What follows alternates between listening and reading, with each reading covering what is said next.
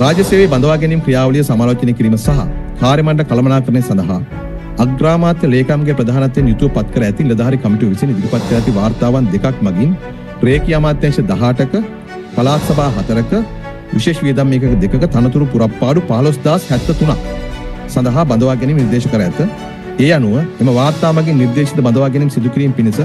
අමාත්‍ය මණ්ඩලය අනුමැතිය ලබා දුන්නා. ඒ අනුව අධ්‍යාපන උසස් අධ්‍යාපන සහ වෘත්ති අධ්‍යාපන අමාත්‍යාංශයට කෙලිම ගුරු පුරප්පාඩු 199ක් සහ සබරගම පළාතේ අධ්‍යාපන අමාත්‍යාංශය සඳහා ගුරු පුරප්පාඩු 3661ක් සහිතව ගුරුවරුන් 6000කට ආසන්න ප්‍රමාණයක් බඳවා ගැනීමට ඇතුළත්ව මෙම පුරප්පාඩු පිරීම සඳහා අනුමැතිය ලබා දීලා තිනවා. යටතේ රාජ්‍ය පරිපාලන පළාත් සභා සහ පළාත් පාලන අමාත්‍යාංශයට තනතුරු 1658ක්, සෞඛ්‍ය සහ ජනමාධ්‍ය අමාත්‍යාංශයට තැපැල් දෙපාර්තමේන්තුවේ තැපැල් සේවා නිලධාරී 2 3 ඇතුළත්ව 300ක් බඳවා ගැනීමට ඇතුළත්